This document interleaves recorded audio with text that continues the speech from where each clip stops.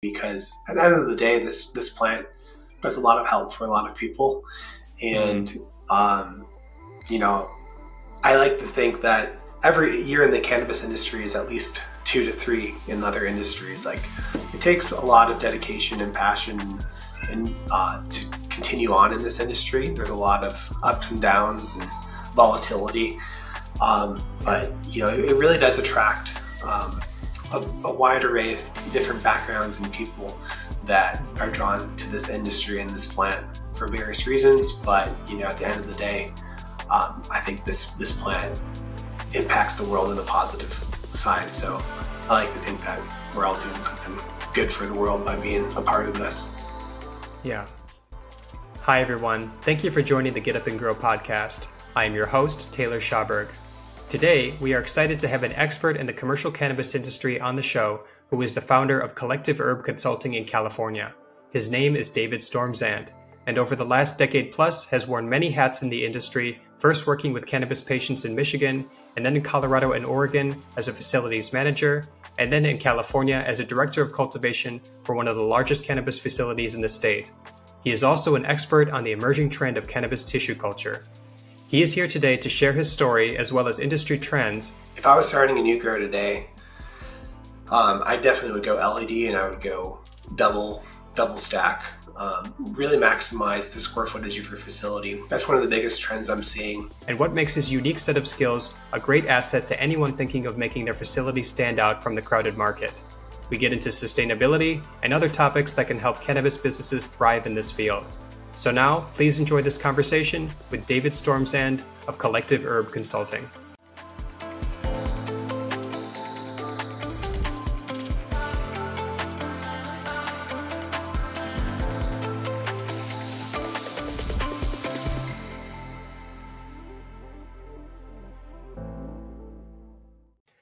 Hi, David. Thanks for joining us today on the podcast.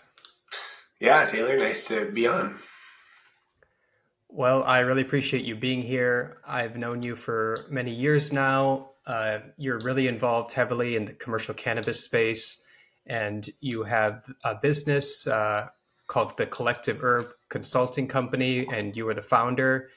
Can you tell us a bit about your experience working in the cannabis industry and kind of how you developed your expertise in this as a cultivations manager and now as doing a consulting? Yeah, for sure. So I've been in the industry for over a decade at this point. Started off, I grew up in Metro Detroit, Michigan, and after 2008, the medical laws went through. I quickly became a patient caregiver serving the Metro Detroit patients in the area. And from 2008 to 2013, I did that organic-based, medicinal-based cultivation there. In 2013, as we all know, Colorado legalized it. And basically the writing was on the wall. Like in Michigan, the laws aren't what they are today.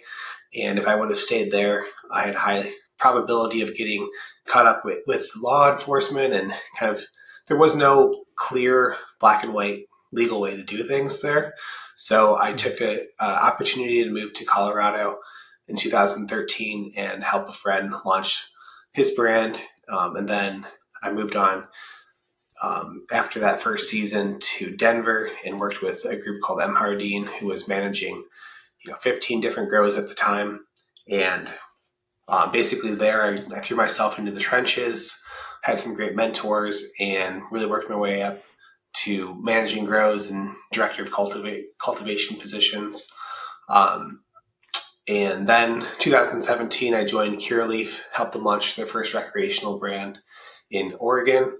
Spent 2 years finishing the build out and getting everything dialed in. And then the market kind of imploded there, and kind of the writing was on the wall that the market would only be so big in Oregon. So I ended up taking the opportunity to join Gold Flora in 2019, and really got to do facility from the ground up, building it and procuring all the equipment, designing it, hiring the team to run it, writing all the SOPs, and getting it fully production. That was over 20,000 square feet of canopy. So after all that, I was looking for a change, and I ended up getting picked up by Conception Nurseries, a tissue culture lab based out of Sacramento, and I got to leverage my decade plus of in the garden, boots on the ground type of experience to help farms transition to tissue culture clones and harness the power of tissue culture on a commercial scale. So I spent the last 2 years doing that and decided to kind of leverage my experiences once again and embark on my own consulting firm. Yeah, that's such a long history of working with the plant. What was kind of your initial interest in cannabis as a plant? It just sounds like you just went straight into it. What kind of drew you to it to begin with? Yeah, so I was a bit of a late bloomer for most of the people that are involved with cannabis. They tried a little bit younger than I did. I was mid 20. I was 20, almost 21 when I first tried cannabis, and it was really something that was transformative to my life. It kind of tapped into some of the meditative states I was experiencing without any drugs, and I really understood very quickly the power this plant could have medicinally for different people. So that all kind of came together with the legalization that happened in 2008. And myself and my friends really got involved quickly because it was a new emerging industry, and suddenly we were allowed to grow our own plants and have legal plants available to us. So it kind of was right timing for me to get involved on it at a young age, and seeing it as a potential growth industry as it has been, I really just went head deep into it. Yeah, and you've made it your life so far. I mean, a decade plus of work, and I mean, the Gold Flora project. I was speaking with you during that time. That was not a small project. That was, you said 20,000 square feet of canopy, but wasn't it like wasn't it like a campus? Wasn't it more than Yeah. that? Yeah, I designed over about 40,000 square feet of canopy, and then we fully implemented the first build out of 20,000 square feet. But yeah, it's a campus, multiple cannabis businesses in there, and Gold Flora is a vertically integrated company. So there was manufacturing, extraction, distribution in adjoining buildings to that cultivation space. Yeah, wow. So you really like climb the ladder. I mean, and now it's like, where do you take your experience, right? So starting your own business makes a lot of sense. Because yeah. Yeah, and I will say, especially in my last position as director of customer success with Conception, it's a startup, so I wore many hats, but one of the biggest things that was takeaway was just helping these farms achieve results and being in an advisory role to them already, and helping them overcome their challenges, whether it was in tissue culture or other cultivation issues they were facing. So I get a lot of joy, being able to help as many people as possible in this industry. Yeah, because their most recent role was way more customer focused and sort of business development. So you really have had a taste of every aspect of working in this industry, it seems like. Mm-hmm. Yep. Well, that's awesome. I want to get into kind of your operations as a consultant. How do you approach working with cannabis operations as a consultant, just in general? And like, what is your process for understanding a client's needs and developing like a solution for them? Yeah. So, I think first is really diving into the details of the potential client, and if they are looking to start something from scratch, or if they're inheriting or purchasing a building that already has something in place, or they're already operational and looking to optimize their operations. It starts with looking at different strategies for each, but obviously when you're starting from the ground up, it gives you a lot of flexibility in being able to design it to spec with the latest technology and latest automation that you can deploy. When you are fully operational and you have kind of like what it is, and facility audit evaluation is a great place to start. I go through the entire facility with fine tooth comb, looking at every aspect of the environment, equipment, functionality, workflow processes, and different ways to automate systems to maximize the efficiency and output of the facility. Okay, so yeah, I mean, and like if someone's growing different types of strains, and does that kind of stuff depend and change the game and what you'd recommend for them? A little bit. Most facilities are on a harvest cycle. So, if you have, depending on how long you want to go each cycle will determine how many cycles you can have per year. In the past, when, you want to maximize the number of cycles per facility. So each room has a potential of 6 rounds that could be harvested.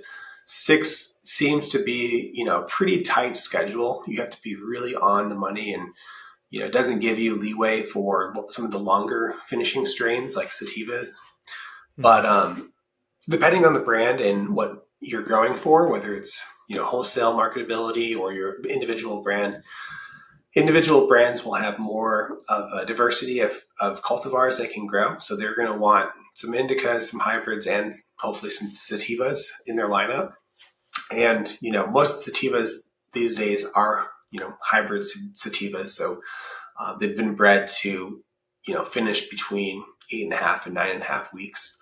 Unlike some of the historical landrace type sativas that could go, 12, 13 weeks in some cases, which have some pretty unique cannabinoid and terpene profiles. But on a commercial scale, we're not there yet in the industry where we can charge that much more if a cultivar has to go 13 weeks versus 8 weeks.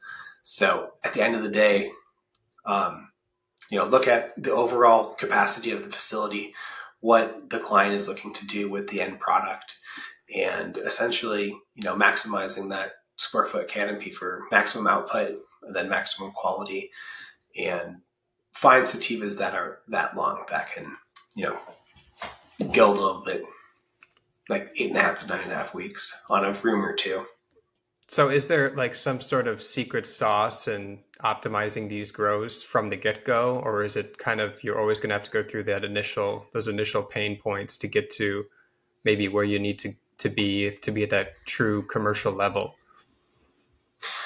I see a lot of facilities that are kind of operating somewhat efficiently, and as the prices have dropped, the margins have dropped. And so the importance of really looking at your operations and their efficiencies becomes more and more important, because, we're no longer in the days of $4,000 pounds, or in a lot of cases, $2,000 pounds. So you could be very inefficient in the past and still turn a profit. It becomes harder and harder as time goes on, and it becomes more commodified. So the importance of really looking at the fundamentals is crucial to be able to be profitable in this market, especially on the West Coast. Right. And are you seeing more players coming into the game today? Medium-sized, large-sized? Is it still a steady flow, or is it kind of hit a wall, or are you mainly just focused on facilities that are already set up and they want to, get more efficient or optimize their operations? My personal favorites are the startups. I love building out grows and utilizing the newest technology and automation to be able to create something that's brand new. Especially on the West Coast, it's really interesting. A few years ago, when I was talking with farms, it seemed like everyone was expanding. Every farm I visited, they were showing me their expansion plans. And it kind of I realized one day, like, how can everyone be expanding? And sure enough, 6 to 8 months later, we started hitting a wall, especially in California, on what the market was asking for. So I've seen a little bit more of a consolidation in California and on the West Coast in general. So less new projects are going up right now, and it's more about taking your facility and surviving these times right now so you can thrive in the future. So it's really looking at automation, cutting costs, and figuring out the most efficient way to to grow cannabis on this type of market conditions. So, right. Well, you've been in the industry over a decade now, and I'm sure you've seen lots of changes in how these facilities operate. An example, probably going from HBS to LEDs, more automation happening. I mean, what kind of trends are you seeing, and like in terms of efficacies, and have we hit like a point where everything's, you kind of can recommend the same thing to everybody, or is it just constantly changing? Yeah, I've seen a lot of change in technology in the last decade. It's really interesting seeing originally, the metal halide lights, the magnetic ballasts. These ballasts were like giant weights that were hard to even lift, moving to the double-ended HPS lights, which at the time were phenomenal. And, in the right circumstances, they can still, many growers utilize those. And if they're already in place, then, keep rocking with it. But if I was starting a new grow today, I definitely would go LED, and I would go double stack. Really maximize the square footage of your facility. That's one of the biggest trends I'm seeing. All the new grows that I see going up, I'm very surprised that they go to double-ended HPS route. LED has come a long way in the last 5 to 6 years. Have really penetrated into the flower rooms. I've been utilizing veg LED lights for some time now, and for a long time I was a little bit skeptical if they could match the output and the quality that the double-ended HPS lights were doing. But in the last 5 or 6 years, the technology has come a long way, and everything's been dialed in. And between the electrical savings and then the heat footprint that it emits and the double-ended or the double stack approach, you can really you can do a lot with a little square footage with the double stacked approach, rolling benches. So that's a huge trend that I'm seeing. Obviously, automation continues to become more of a important play. Very rare do you see someone, hand watering their plants on a commercial scale. And there's a reason for that. Automated dosing machines for fertigation, where they're, basically automating as much as you can in the grow. There's still a few areas that are very human labor centric, defoliating, training, plant touching work has not been able to be automated. And I think for a long time it won't be, but I know people are working on things to be able to defoliate and to automate those areas as well. And how do you keep up to date with some of the latest technology and trends? I know you're out there, you attend a lot of networking events. What more do you do to kind of make sure that, your recommendations are the latest and the best? Yeah, so just keeping up with the publications, following all the different companies that are in the space, seeking out innovative companies like Active Grow on how you innovate in the industry, going to trade shows like MJ BizCon, and then just chatting with people in the industry, asking what's working for them, what's not, what things are they hearing about. Yeah, there's just so much happening. So many people kind of have their style, and then because it's an industry that kind of, there's some people that don't share a lot of information.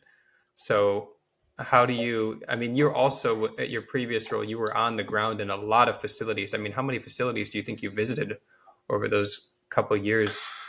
Over the last 2 years, I've been through over 150 different farms. Yeah, wow. And everyone, I think in the past, there was a lot more of the master grower mentality of like my secret recipe and my secret way of growing things. But, as it's become a commercial legal industry, there's been a lot of standards. Like at a certain point, you're just reinventing the wheel, and there's already a lot of options to go with established companies that have like proven track record on their products. So, there's a lot of, secret sauce, but more or less it's different styles that you can deploy and really looking at what's the most efficient way to grow at a commercial scale. Because, on a tent in your basement, you can grow an amazing product, hand watering with compost teas and doing, a really intricate growing method. But if you try to scale that, it becomes more and more of a challenge to do some of the techniques that you do in your basement or in a garage versus at scale. It's completely different. And I definitely learned that as I went from like more of a patient caregiver in Michigan to learning all the ins and outs of commercial cultivation. There's some strategies that I would love to see at a commercial level. And then when I tried them, it was a complete fail, and then caused a lot more headaches than benefits, and then also potentially a lot more labor to do those type of techniques then. So it's about maximizing every touch point of the plant. So yeah, you've seen it all. Well, what do you see as some of the biggest opportunities and challenges facing cannabis operations today? You mentioned a little bit of them. Maybe there's a little bit of consolidation happening. Not as much new people are entering. What are some other things that you're seeing? Yeah, so right now it really feels like, especially on the West Coast, the tide's going out. We're kind of seeing who's wearing shorts, who's not.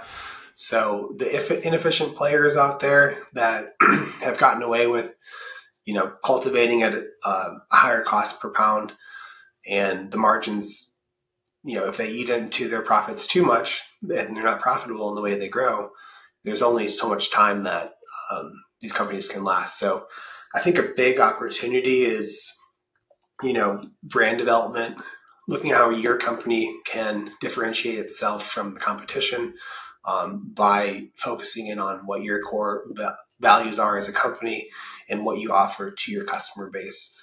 There's a million different of the same type of companies out there, but I think there's room for everyone to get a piece of the pie if they focus in on their local market and what they do that's unique and what their value add is to the market. How do you help these clients navigate the challenges and capitalize on those opportunities that you said? Yeah, so really looking at each client individually, actively listening to like what their growth strategy is and has been, what their end user or market purchaser is. If they're going for wholesale versus their private brand that goes to a series of third-party dispensaries, or they're going for completely vertical to their own dispensaries. All those factors play a detrimental role in how they continue on. So if you're doing wholesale, you have to really understand what the wholesale market is asking for and, try to really hit those phenotypical markers as close as possible. Unfortunately, the market's still driven by high THC, that purple candy gas on the West Coast. So, and certain brand names of strains that are still crushing it on the wholesale market. And then for a private label, private brand, you have a lot more flexibility in the cultivars you can grow. So really looking at, I like to think of the cannabis menu as similar to the microbrewery kind of menu. A brewery can focus on kind of a broad range of like the lighter lagers and pilsners to, all the way down to the triple IPAs, and be a generalist, kind of have the spectrum of what beer offerings there are. I see that with cannabis. You can really kind of have your spectrum for your personal brand, from the indicas to sativas and some of the flavors that people have grown to love. Or you can be a brewery that kind of specializes in something. So some breweries they're really known for their IPAs, or they're really known for like creating lighter beers. So from a cannabis branding perspective, you could focus in on OGs, for example. Like if you have 6 different types of OGs and you're really known for your OGs, that's one play you could do. How to get known for one particular strain. Working on breeding or working with breeders to have something that is a little bit unique of a terpene profile. In California, it's not the deli style. So in markets where the dispensaries deploy more of a deli style where you can kind of open up the packaging, smell the product, look at the product. I think you can have a lot more diversity in what products you offer. It's really a challenge in California right now because how do you get the consumer to smell the product and see it before they buy it? So it's a lot based on just seeing it through a packaging. So yeah, there's many different approaches to it depending on the customer and what they're trying to achieve. Will definitely cater to that individual client basis. I love the comparison to beer drinking and breweries from the guy from Michigan. Yeah. It's one of those things. When I first started growing, I was also homebrewing as well. I kind of had like a fork in the road. It's like, I really like both of these crafts. Which direction do I really want to go in? And I chose cannabis. Wow. But I've always been a big fan. Universe, what you could have been. Yeah. My beard would be a little bit longer if I was in the brew house. That's funny. Yeah, true. So you mentioned earlier on about dealing with tissue culture, which is super interesting, I think, in the cannabis space. Could you tell us a little bit about working with tissue culture? Yeah, it's a fascinating subject in cannabis. It became a really eye-opening experience for me, obviously working with conception nurseries, but also just seeing firsthand. There's a viroid called hop latent viroid. And basically, I first came across it in Oregon in 2017, working with Curaleaf. We started our facility, and I noticed that one of our cultivars would have kind of a weird dudding effect. So about 10% of the cultivar would kind of just look like behind everything else, kind of dulled out. I just attributed it to potentially genetic drift, which I've seen that in the past where something's been just cut for 20 years, and it's been kind of an old and tired type cut. Mm-hmm. So I just cut 10, 15% over for that cultivar and culled all the ones that were exhibiting those symptoms. But then I noticed over the next 3 to 6 months that I was finding that all the other cultivars were now starting to show the same symptoms as that first one. And that's when I started realizing that, hey, there's something else going on here. And come to find out that it was that first cultivar was infected by HLVD, and that had quickly spread to the entire population of cultivars in the facility. And so I had seen it there, and basically with tissue culture, it's a way for you to rejuvenate that fresh tissue. Like basically it's similar to like popping seeds again. That fresh, rejuvenated state of a seedling without any viruses, viroids, diseases present. So it performs just like you just popped the seed. So it's a way for you to basically clean up genetics, rejuvenate them. And also there is a huge opportunity for genetic banking and storage. You can take genetics and put them in cold storage and kind of save them for the appropriate time for them again. So if you're doing, your crop planning, you could have stuff in cold storage, bring them out for certain seasons or certain times of the year when you want to run that cultivar. And it also allows for just consistent stock. So if you're doing a traditional nursery at your facility, you're probably hopefully clearing your moms out every 3 months at least and bringing new moms in.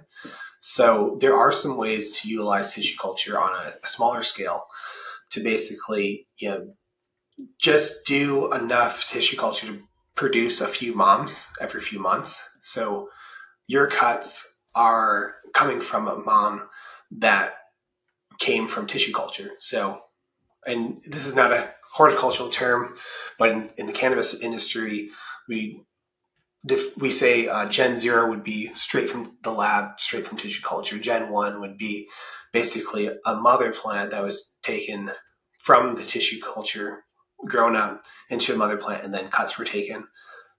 So it's traditional cutting, cloning method. and that would be considered Gen 1. And then each generation that you took cuts off of from those clones would be Gen 2, 3, and so forth. But in reality, the Gen 1 is probably that sweet spot for most most cultivators who don't want to, get nursery stock all the time of Gen Zeros. It allows them to basically receive the benefits of tissue culture. The Gen 1s, from what I've seen, have like the same vigor and the same rejuvenation as a Gen Zero, but they're more in a similar style of the traditional cutting that most growers are used to. So, tissue culture is an amazing technology, and there's many companies in the space and a few different strategies of how to go about using it. But I think it's something that every facility should at least learn about and know how to at least get in contact with some of these nurseries or explore doing some small scale TC for themselves. Okay, that's interesting. What generation of cannabis plant would you say you'd want to start looking at something like that? I mean, how far can, generations go before you get some strange effects happening? I mean, you probably could go 5 or 6, but ideally in an imperfect world, like Gen Zeros or Gen 1s would be my ideal candidates for plants. Okay. Each generation you get away from the TC, it becomes more just like a normal plant. I mean, it's the same genetics and all that, but you should be able to really capture the uniformity and the rejuvenation with that Gen 0 or Gen 1. Okay. Yeah, that's really interesting. I'm sure we could do a whole podcast just about tissue culture and get into some of the details there. But I wanted to mention or ask you about sustainability, and can you discuss how, any sustainable growing methods that you have implemented into some of your facilities and how these have affected your clients and their bottom line? Yeah, for sure. At the end of the day, we're still growing indoors with, we're trying to mimic the perfect outdoor environment indoors and really crop steer and drive that performance of the plants. So, at that point, there's only so much sustainable stuff you can do with that. But, a huge area that I've seen that has been pretty cool to see is HVAC reclaim. So basically reclaiming the dehumidifier, so everything that you water the plants with, the plants perspire and it goes into the air, and you're battling that room to make sure it's within, a few percentage points of humidity that's optimal for the growing in that phase. So you're pulling out that humidity that the plants are putting out. And a lot of times those go to the drain, but it's basically, it's very clean water. As long as your lines are clean, you can run like a UV inline on your piping. You can reclaim, I've seen it where a facility was able to utilize 80% reclaim. So they only had to add an additional 20% water each round after they started doing this. So you reclaim the dehumidifier water, you can water that right into the plants. It keeps circulating. So that's one huge way you can save on water, because as we know, it's a pretty highly, water intensive crop. Another way is utilizing LED technology and double stacking or triple stacking your rooms. You can use less material in your building costs and less space of overall square footage space that you have to heat and cool. And you get some energy savings with LEDs. Although I know the newest products and new trends with LEDs, we're exploring higher outputs from electrical load, but you're also able to get higher outputs from a end product perspective as well. But you do reduce your heat print, so you can save some energy costs on the HVAC. Yeah, the lighting technology is interesting how it's changed, because they used to just recommend 900 to 1,000 ppfd average for HPS technology, and now they're seeing that 1,500 plus ppfd is proving to be, creating higher yields and more budding sites. So I think with LEDs, it's unfortunate that we can't save energy like we thought we could, but we're also learning how to create larger plants at the same time. So we're still trying to find that balance, right? Yeah. And with LEDs, I mean, you can speak to this more than I can, but you can really pinpoint the spectrum to exactly what you want, and it's more of a usable light than, this very much utilized by the plant. Right. And then compared to HPS, it's also so much easier to work under. It's a higher CRI, It's more comfortable. So you got to, think about the people that have to work in there all day and how they're seeing anything wrong with the plant before it becomes a bigger issue, as well as, seeing other issues. So, yeah, and you really see that full spectrum when you're in these flower rooms with LEDs. It's more of like a natural lighting environment where, working under the double-ended HPS, you're working under kind of a strained environment. So, it's everything's yellow. So it's not true to color either. So you have to wear special glasses that, change the spectrums, blue glasses that you can kind of see more of a normal lighting that you would be used to in normal life, where in most LEDs, it's more of a full spectrum that it looks the same color as in your normal everyday life as well. Right. So that makes it easier to identify problems much quicker too. Yeah. So lighting's and how much do you think lighting is in terms of power that a facility, like a 20,000 square foot facility, what percentage of that power is lighting, you think? Lighting and HVAC are going to be your two biggest power sucks. I'm not sure what a percentage breakdown would be between the two of them, but between those two, they're highly correlated. And so, if you don't save a little bit of electricity on the LEDs anymore, you're at least saving a little bit on the HVAC side. They emit a lot less heat than those double-endeds. I know that for other plants, hydroponics is one way to save water. Is this a way to grow potentially in commercial facilities? Yeah, so hydroponics you can really dial everything in and be really precise and really save your water, recycle your water. I think there's a reason we don't see more commercial cultivators doing this is because it's high risk, high reward. If everything's dialed and you have everything going, the end product, you can get amazing yields, amazing results for quality. But the issue arises as you scale up. You also have a bigger risk because if, let's say, one of your equipment fails and your plants don't get water, there's a very narrow window of, those plants need to be continuously flowed with water. And if anything goes wrong, the plants can die very quickly. So there's not much of a buffer like with soil or with cocoa or even rock wool. You have a little bit more of a leeway if something does fail. If one of for whatever reason, your solenoids don't go off, you have more of a buffer to figure that out and fix it.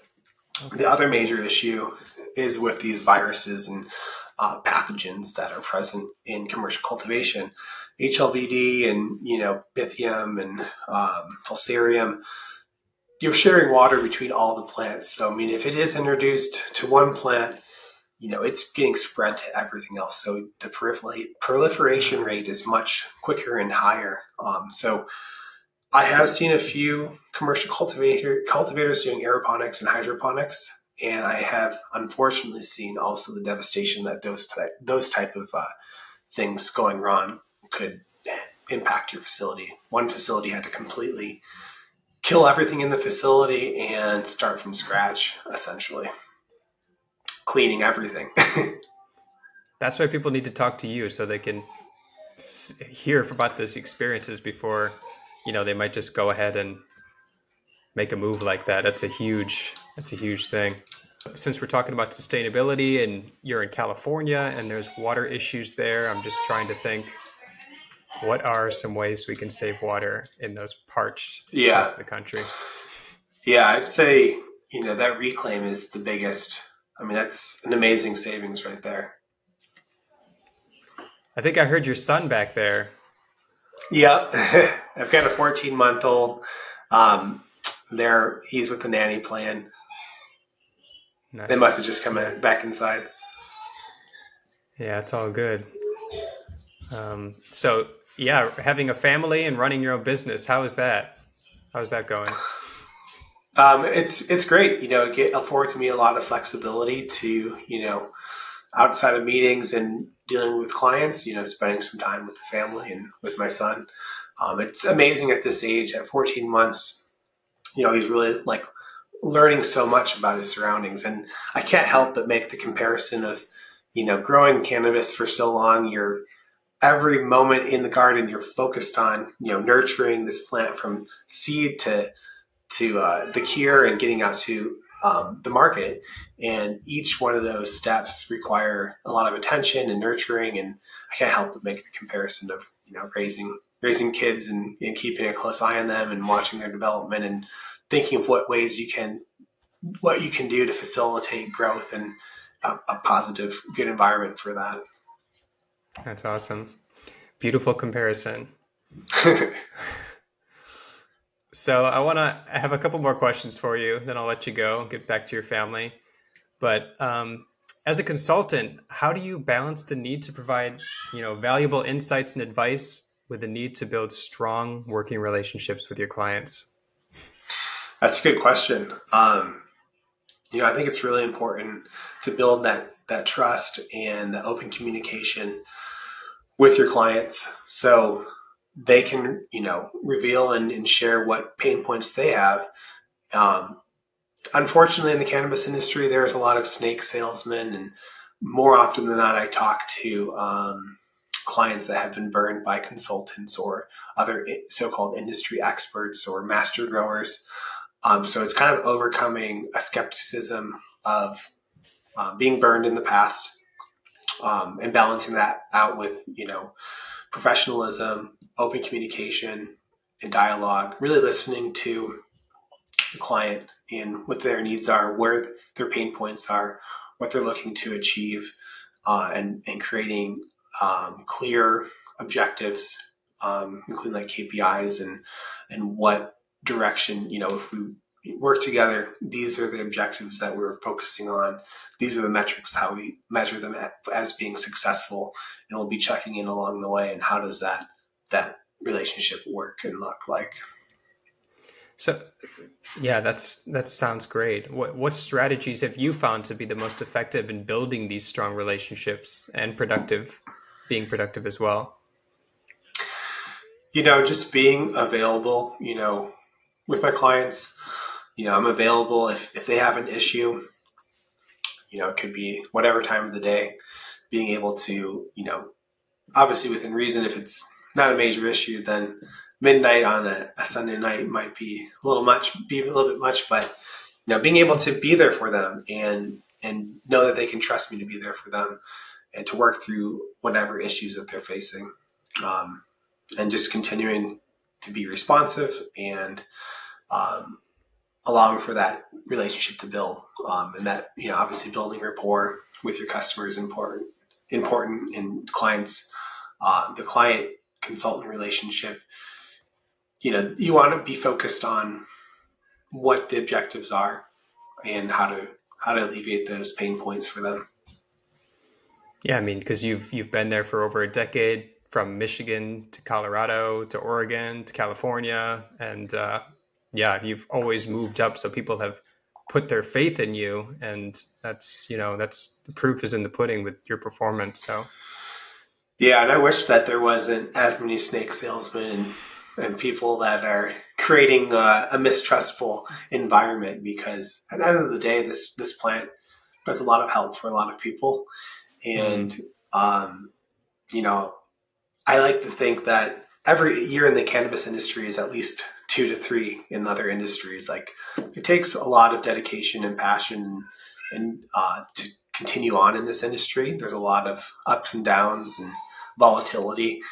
But, it really does attract a wide array of different backgrounds and people that are drawn to this industry and this plant for various reasons. But, at the end of the day, I think this plant impacts the world in a positive side. So I like to think that we're all doing something good for the world by being a part of this. Yeah, I think so too. I think it's a powerful solution for a lot of people. And, I believe that can be very helpful, for people with mental health issues as well as, other issues. So it's sort of a miracle drug in a way. And I think it's cool that you're just on the ground part of it. And I would trust your expertise over anybody's. So thank you for that. Appreciate that. Finally, what tips or advice would you give to someone who's thinking of starting their own cannabis operation, whether it be a small one or a commercial facility? And what are some key considerations they should keep in mind as they embark on this journey?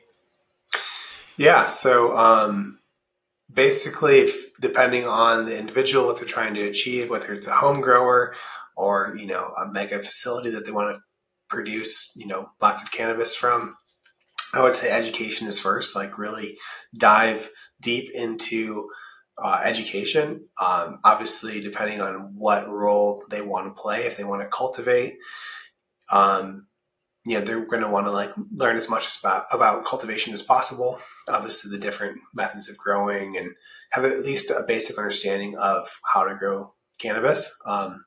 Obviously, starting from a smaller scale makes it easier to scale up. But if you have to go big, then obviously work with trusted people to help you avoid the pitfalls of a lot of issues that you could face when starting a facility. So working with someone like myself, a trusted consultant, that can, really help avoid those pitfalls that you may face and get off to the races as quickly as possible with it, as little bumps in the road as possible.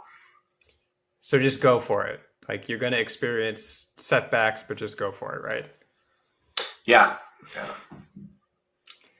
All right, David. Well, it was so awesome having you on. You're a good friend of mine. I've known you for many years. It's exciting that, you've just come this far and you're doing so well. And I want to keep the conversation going with you. And as we, maybe discuss more of cannabis industry trends, dive more into tissue culture, and discuss some lighting things as well.